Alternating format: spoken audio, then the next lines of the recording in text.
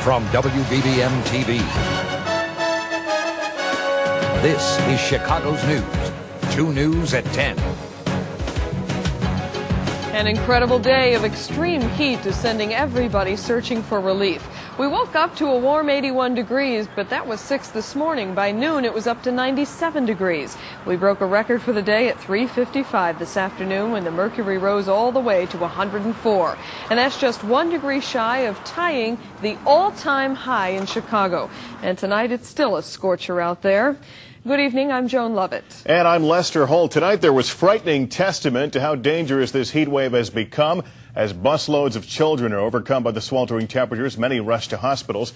Firefighters train the cooling water of their hoses on some 40 heat-exhausted children and adults outside the Jackson Park Fieldhouse at the south side. The children were overcome aboard buses as they were returning from a field trip.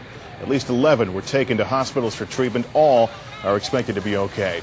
The heat is also leaving some parts of our area in the dark tonight due to widespread power outages. More than 8,000 customers are suffering through the heat without fans and air conditioners. A lack of water is also a problem tonight. Channel 2's Sylvia Gomez joins us now with that part of the story. Sylvia? Lester, it is a big problem. We're at the water filtration plant where it's 94 degrees here along the lake. The water commissioner today just held a news conference just moments ago. It ended. He fell just short of calling this a water pressure crisis, saying as many as 3,000 people illegally opened up fire hydrants today. That caused a severe water pressure strain throughout the city. He warns that today's problem will be tomorrow's problem if that doesn't stop.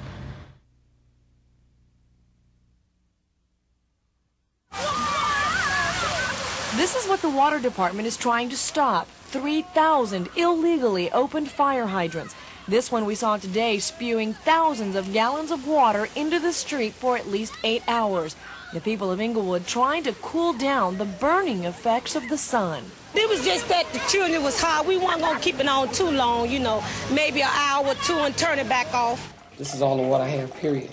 Just a few blocks away, residents of South Hermitage have been without water pressure most of the day. Without water on a day where you can feel and see the heat rising from the ground. No water. And I have babies, and we need water. I want that crew. I want a list of the crew in the buildings and where they're going to be dispatched. John Dawson of the city's General Services Department trying to restore water and power to one of the city's cooling centers. The Inglewood Health Center, one of 23 centers shut down because of no water pressure and dwindling electrical power. The cooler, toilets, and water fountains rendered totally useless. Dawson is working on it. The minute we're able to get water pressure, we're going to work around the clock. We're going to try to restore the water to our cooling towers right here and run the system around the clock and be prepared to be on duty tomorrow morning.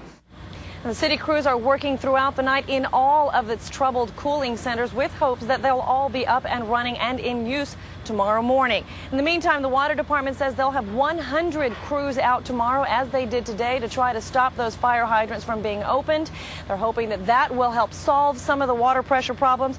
Also tonight, Joan, the commissioner is asking people at home to avoid watering their lawns at least for the next few days, and maybe that'll help the situation as well. Sylvia, when those temperatures soar, emergency medical personnel take the heat. Chicago Fire Department paramedics and teams from private ambulance companies know all too well that days like today can be real killers. Channel 2's John Duncanson joins us live from Trinity Hospital on Chicago's South Side. John? Joan, hospitals and emergency rooms all over the Chicagoland area have been answering the calls for those who have been in heat-related emergencies. And paramedics have been going to emergency after emergency. We decided to ride along with one paramedic company down in the south suburbs. Oscar Rodriguez works tonight's night shift. Definitely suffering from heat exhaustion. Looks like he's doing a little bit better. We're trying to cool him off. His siren calls out on another heat-related emergency that in the southern suburbs has resulted in multiple cases of heat exhaustion along with 2 heat-related deaths. Don Frederick, a paramedic for CoMed Transport Emergency Medical Service, answered call after call today. Over and over, the heat is taking its toll. This man went through a plate glass window, one of the few seeking help today that Don has seen that hasn't fallen to rising temperatures. It's been nonstop since we started this morning at 6:30. we've been going nonstop. We found this man overheated and dehydrated in Dalton, another casualty to the heat. An elderly quadriplegic, home alone, no air conditioning. Ella Phillips brought him to the fire station. He cannot breathe because he can't ventilate. He's paralyzed. And the heat comes. And the heat comes and his body starts cooking. Most of the old people they're not staying in like they should. They need to stay in with the air conditioner on, and they're not doing it. And we're getting a lot of calls from them passing out, unfortunately, and just that kind of basic call for all day. Now, the Cook County Medical Examiner's Office tonight is saying there are 3 heat-related deaths today. The company that we rode with lost 2 of their people. Fortunately, they're doing okay right now, but 2 were felled to the heat as well as several of their vehicles. So, Lester, today no one was immune from the effects of what the temperature was able to do. John Duncanson.